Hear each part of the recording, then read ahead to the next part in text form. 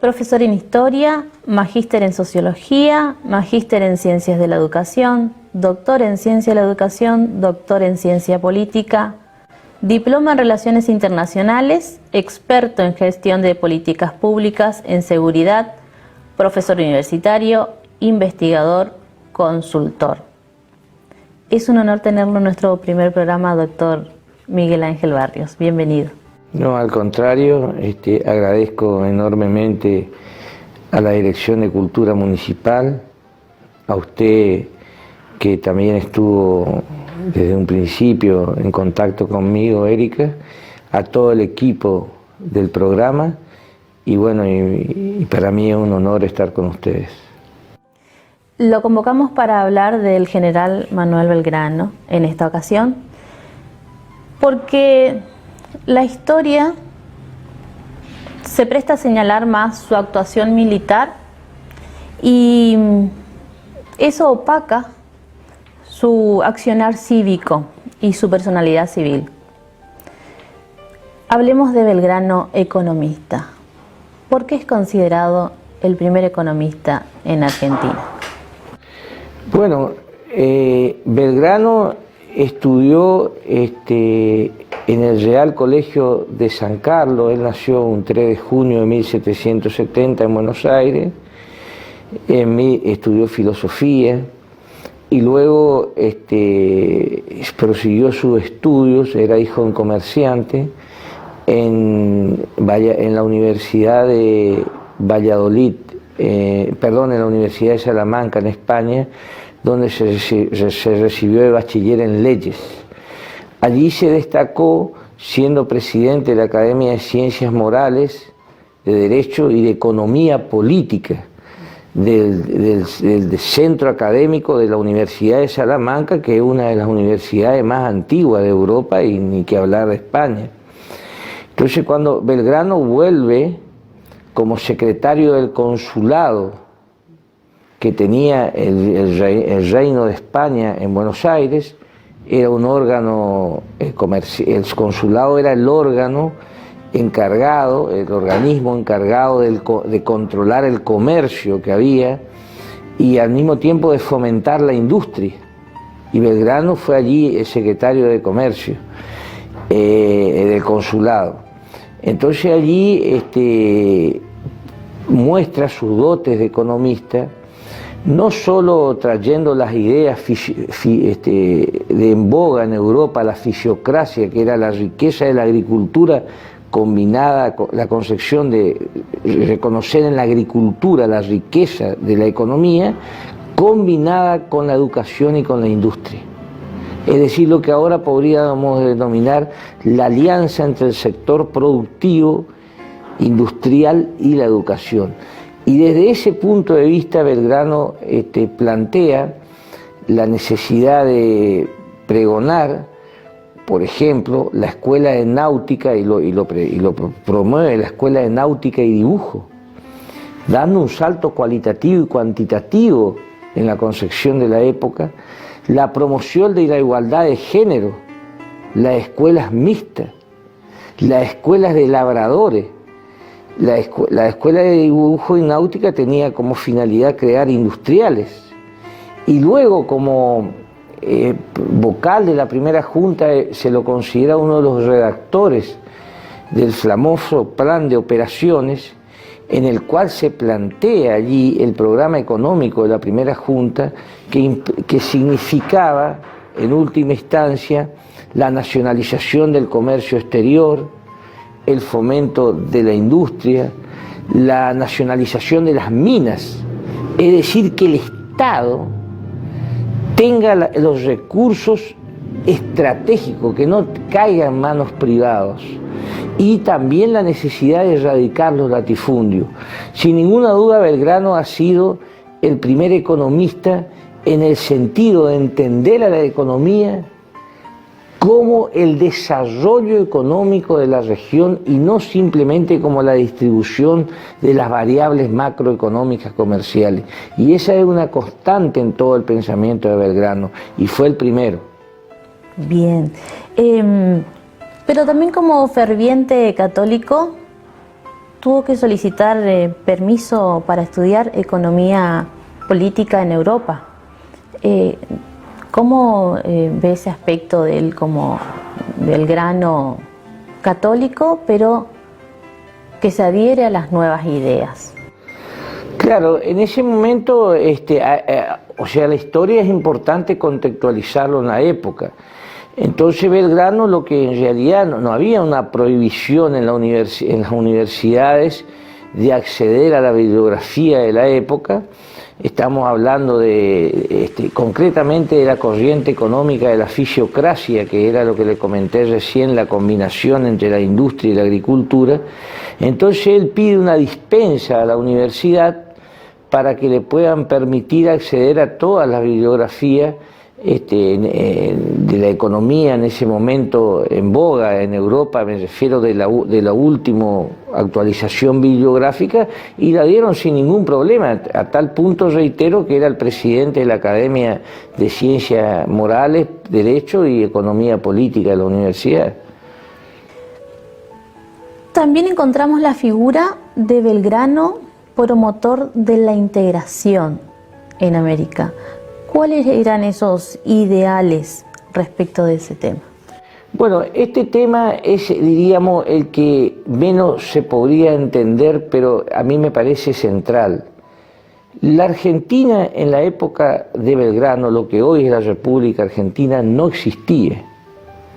Es decir, lo que existía dije recién que era secretario del consulado, era el virreinato del Río de la Plata, compuesto por los actuales países de la Argentina, que no se llamaba Argentina, eran las Provincias Unidas del Plata, la banda oriental, que sería lo que hoy es el Uruguay, pero era la banda oriental del Río de la Plata, el Alto Perú, que era Bolivia, y Paraguay.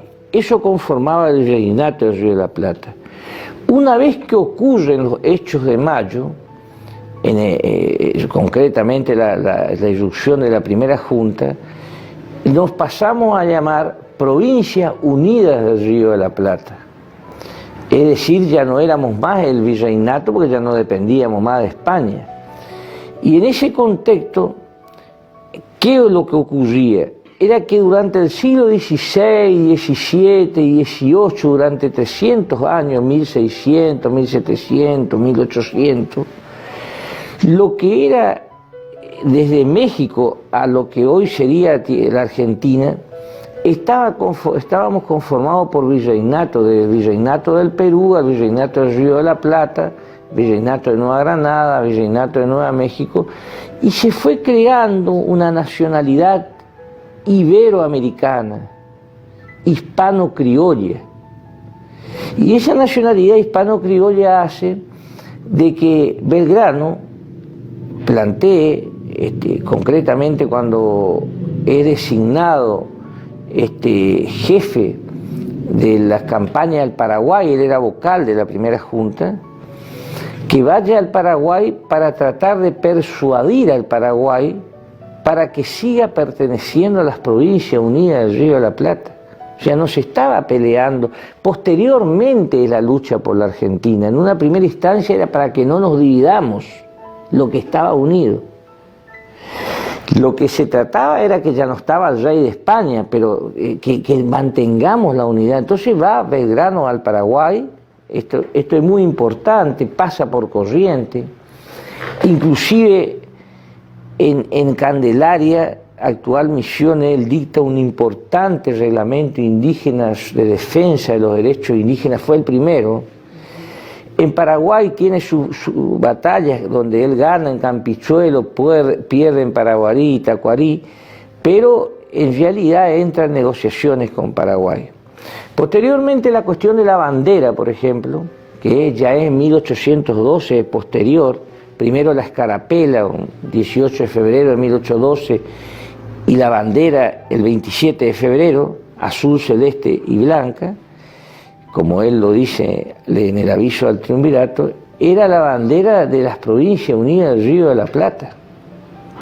Esa bandera, que la iza en Rosario y luego la hace bendecir en Jujuy, en el segundo aniversario, el 25 de mayo de 1812, es la bandera de las Provincias Unidas del Río de la Plata, que la reconoce oficialmente el Congreso de Tucumán como bandera de las Provincias Unidas de la América del Sur.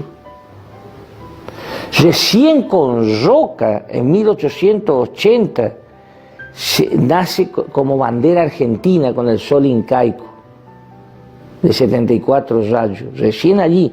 Pero en época de Belgrano era la bandera azul celeste, que era el color de los Borbones, de la monarquía borbónica. Más aún, sigo afirmando su pensamiento americanista, como San Martín, que en pleno Congreso de Tucumán él participa como diplomático y él propone al Congreso de Tucumán la coronación de un inca como monarca para las Provincias Unidas de América del Sur, ex virreinato del Río de la Plata, que vivía en Buenos Aires, tenía casi 80 años y que está enterrado en la Recoleta, Juan Bautista Tupac Amaru, que es el quinto nieto del viejo emperador Tupac Amaru. Esto es muy importante y un hecho muy desconocido, y tuvo todo el apoyo de San Martín.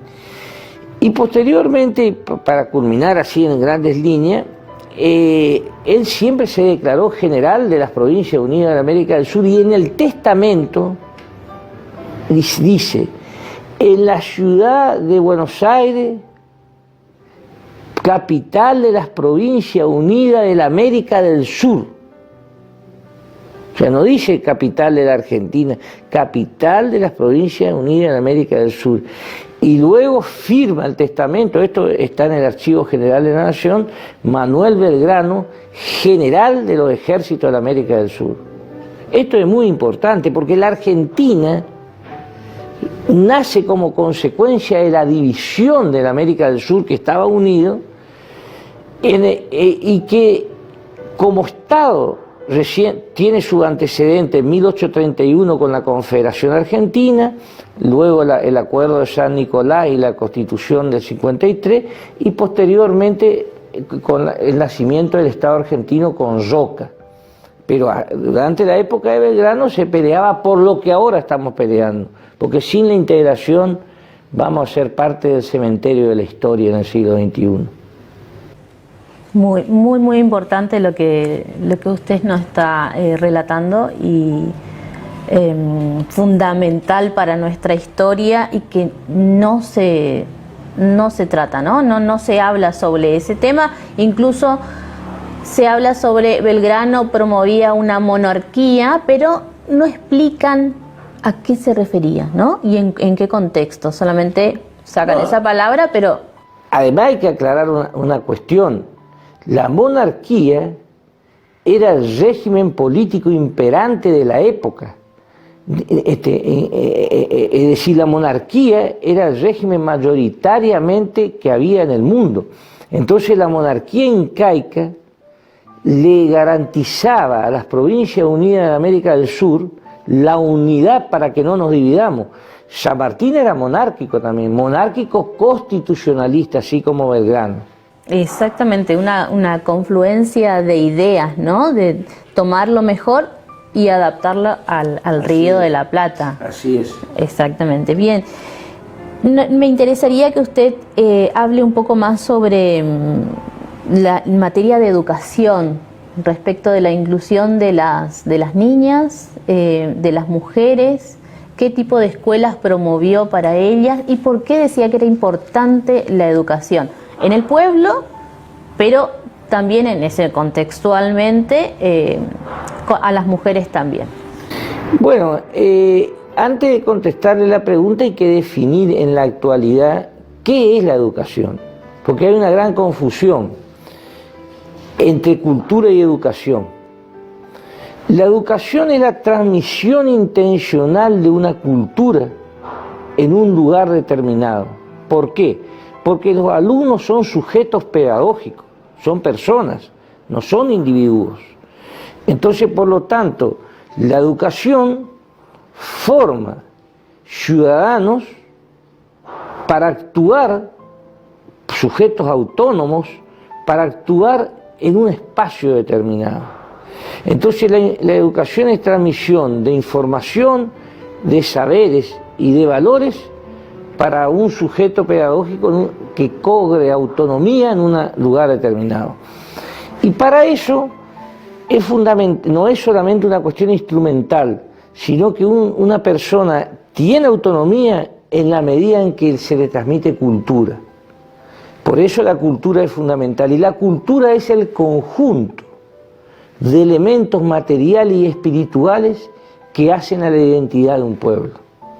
Por eso la educación debe ser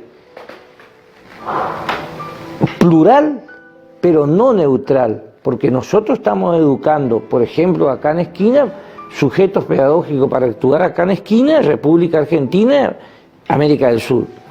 Entonces, desde ese punto de vista, Belgrano trajo esa concepción, que lo aprendió en la Universidad de Salamanca, y él lo que plantea de un principio es la necesidad de que el Virreinato del Río de la Plata, él era secretario de consulado, dije, y después las Provincias Unidas del Río de la Plata, la educación transmita saberes industriales, técnicos, sin perder la formación humanística, porque Belgrano creía, era fundamental la concepción antropológica de la persona. Él era un católico ferviente de ir a misa todos los días, pero dentro de esa concepción antropológica lo fundamental era que introdujo la idea del saber industrial.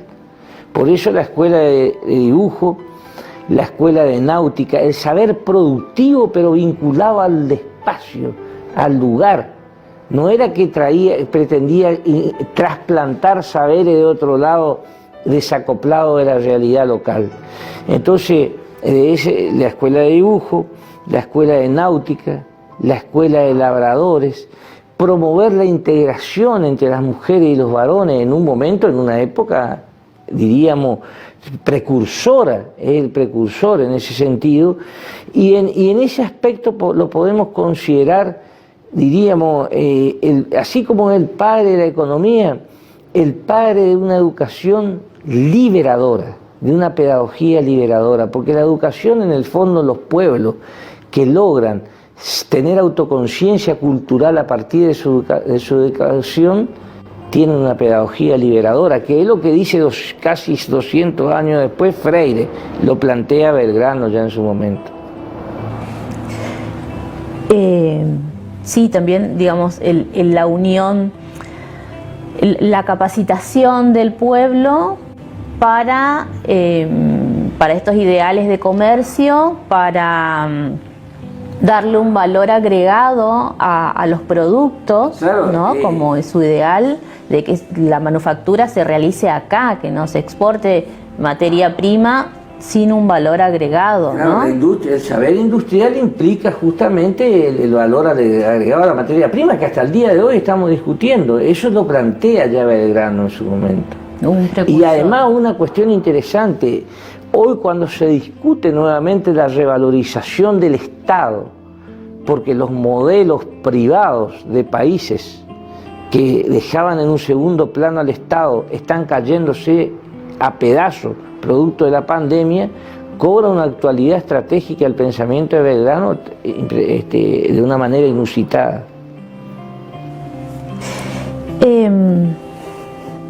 Es innegable dialogar sobre Belgrano como creador de la bandera, pero alejado de ese discurso educativo escolar que sesgó gran parte de las problemáticas que vinieron que usted nombró también al principio de la entrevista, ¿no? Cuáles eran los colores, no eran los de el cielo, sino la de los Borbones, ¿Por qué el triunvirato decide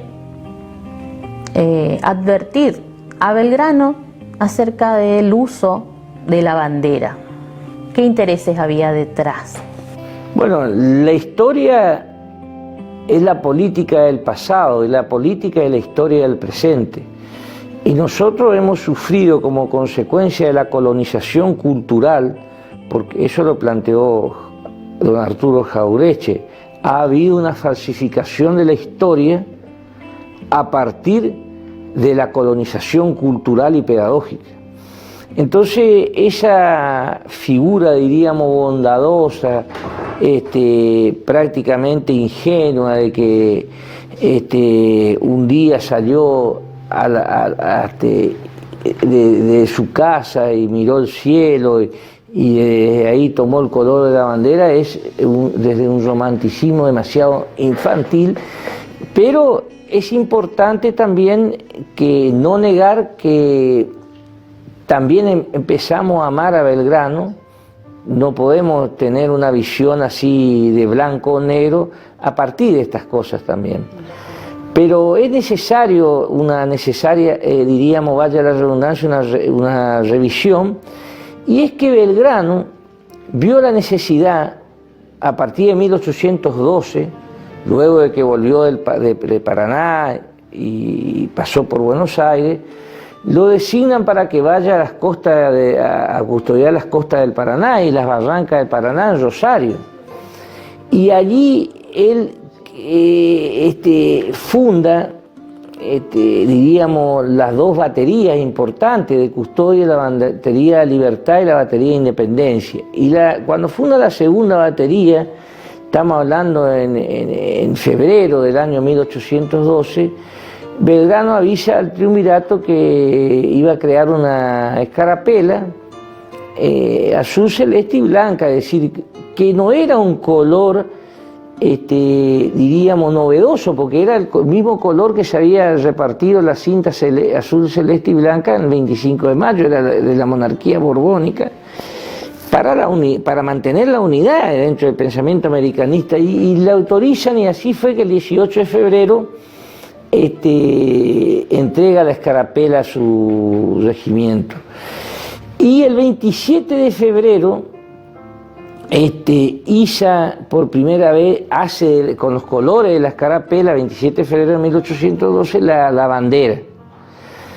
Y avisa al triunvirato, pero el primer triunvirato estaba dominado por un personaje que se caracterizaba ideológicamente por ser un aliado inglés, que era don Bernardino Rivadavia, que luego después fue nuestro primer presidente producto de un golpe de Estado. No, el primer golpe de Estado fue el de Rivadavia en la historia argentina. Entonces a Rivadavia le parecía demasiado atrevida la proposición de Belgrano de hacer jurar a una bandera. Entonces le manda una carta advirtiéndole que esconda ese insignia, y además le hace una advertencia segunda, que por qué eso él no pidió un permiso. Pero Belgrano ya se había ido al norte. Cuando llega la carta de Rosario no la llega a ver esa advertencia. Entonces, el 25 de mayo de 1812, pocos meses después, en Jujuy, estando allí en el ejército del norte, hace jurar nuevamente a esa bandera, la hace jurar la primera vez, y la hace bendecir con el párroco Gorriti de Jujuy. Y allí, cuando se entera el triunvirato, ahí sí le llega la carta nuevamente diciendo que si él sigue con esa actitud de desobediencia, él en realidad allí se entera, iba a tener un castigo. Entonces Belgrano, muy amargado, guarda, dice, para una ocasión de gloria lo iba a sacar a la bandera. Y esa bandera es la que está en Jujuy. Uno va a Jujuy ahora y encuentra la bandera de Belgrano. Sí. Entonces la idea, ¿cuál es la cuestión de fondo? La idea de la cuestión de fondo era que Belgrano tenía la idea, diríamos, paulatina que iba a tener, porque el pensamiento es dinámico, de que acá se podría ir generando un polo de independencia. Se podría ir generando, porque es San Martín el que trae la idea después de independencia, se podría ir generando, y él ya empezó a trabajar en eso. Pero el gobierno de Buenos Aires, el primer triunvirato con Rivadavia, tenía la idea de que el Río de la Plata debía ser un centro subordinado a Inglaterra. Esa es la verdad histórica, y está la documentación. Realmente un precursor de las ideas, un estadista, un militar, para admirar, ¿no? Hasta ahora, hasta este momento. Hay una cuestión muy importante de Belgrano, porque ha sido uno de los que fundó uno de los primeros partidos políticos en el Río de la Plata, luego de 1810. Acá había venido al Brasil, lo que hoy sería el Río de Janeiro, en ese momento virreinato del Brasil, de que dependía de Portugal, el rey a vivir. Así como quedaron los reyes, Fernando VII quedó preso en Europa, los reyes de Portugal se escaparon. Y viene Juan VI con la infanta Carlota. La infanta Carlota, que era la esposa de Juan VI, del rey de Portugal, era hermana del rey español, de Fernando VII.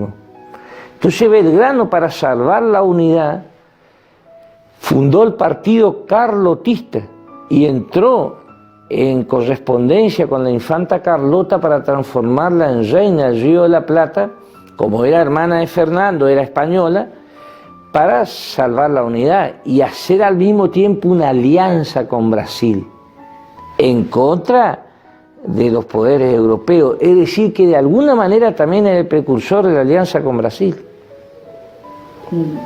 Ideas que... No, ideas que se transformaron en acción política. Que son realidad en este momento. Sí. Para finalizar esta entrevista, háblenos de los últimos años de Belgrano. Bueno, Belgrano participó hasta lo último, a pesar de que se enfermó. Hay un hecho importante.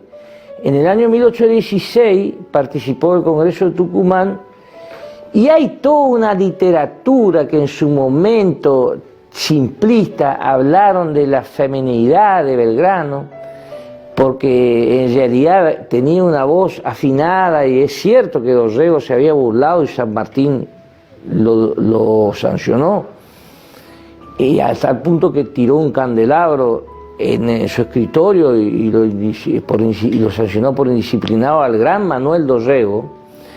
En realidad Belgrano fue soltero, pero tuvo en el Congreso de Tucumán un gran romance con una niña muy joven, una chica muy joven, niña en la época, pero una chica muy joven de 18 años, y allí tuvo su segunda hija llamada Manuela Joaquina, con una chica de Tucumán de familia patricia llamada Elguero, que nace en el año 1800, es un romance muy importante de la vida de Belgrano, que nace en 1819, fue un romance de 2 o 3 años, y como Belgrano no estaba permanentemente con ella, la mamá se casó y le dio el apellido, el del marido, Rivas, pero Belgrano en el testamento reconoce a su hija.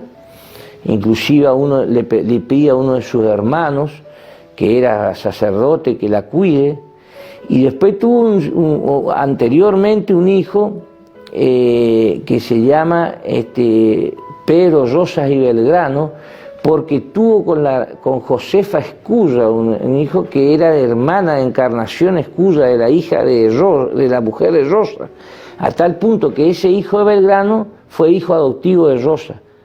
Por eso, Pedro Rosas y Belgrano.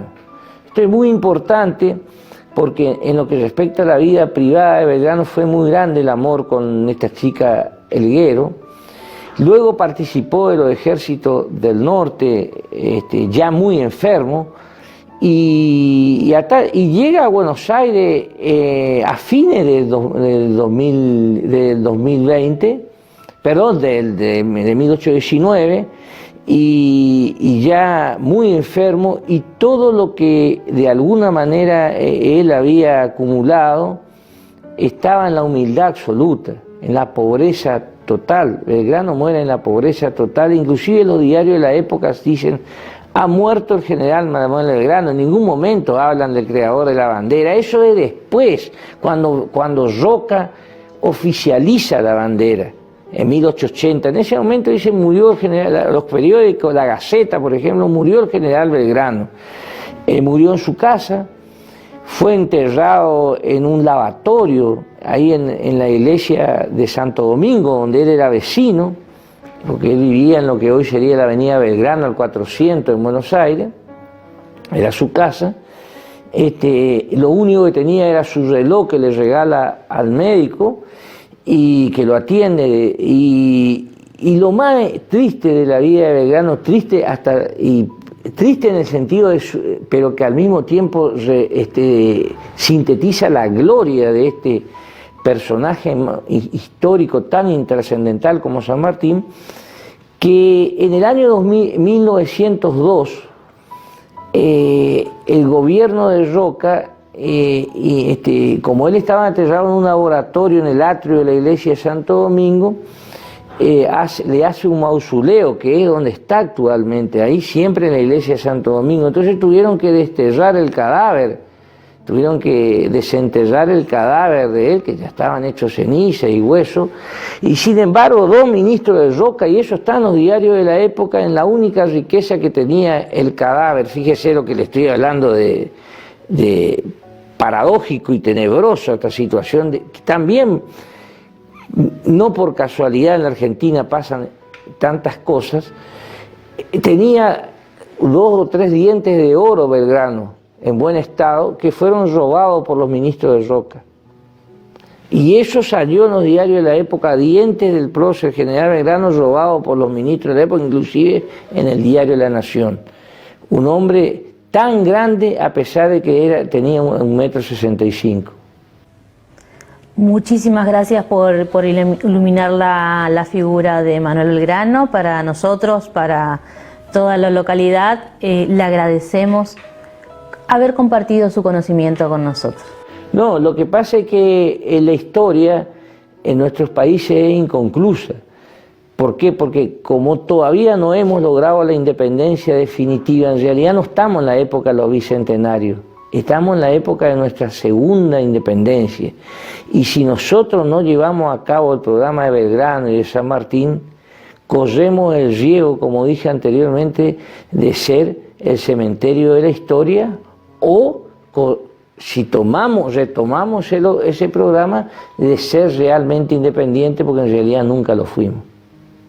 Sino en muy pocos periodos, así como en la época de Irigoyen o Perón. Muchísimas gracias. No, al contrario.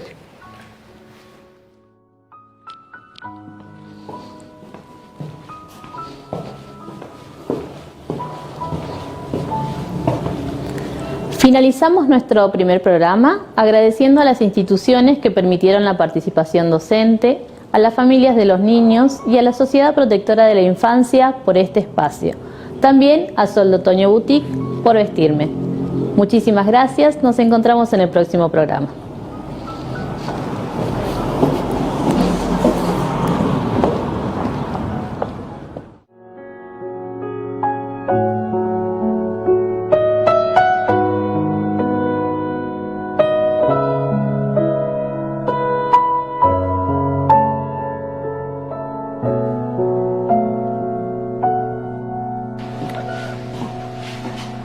Bienvenidos a Había una vez, un programa de promoción de la lectura que busca reunir escritores y lectores en un espacio ideal.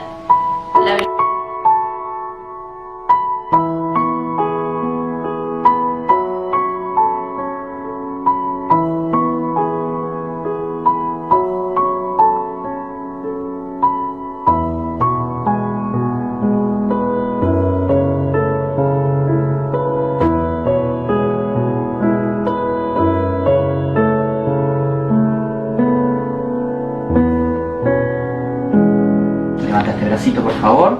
Eso, bájalo. Gracias. Permiso, ¿eh?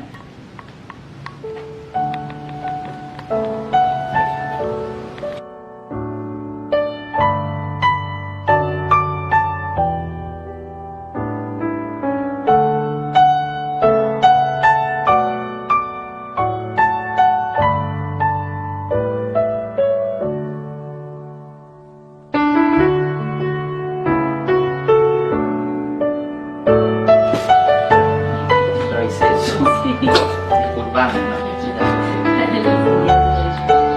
sí.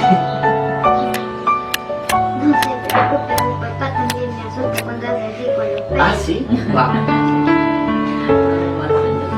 Sí, y qué bueno. Marco, sonido, Erika.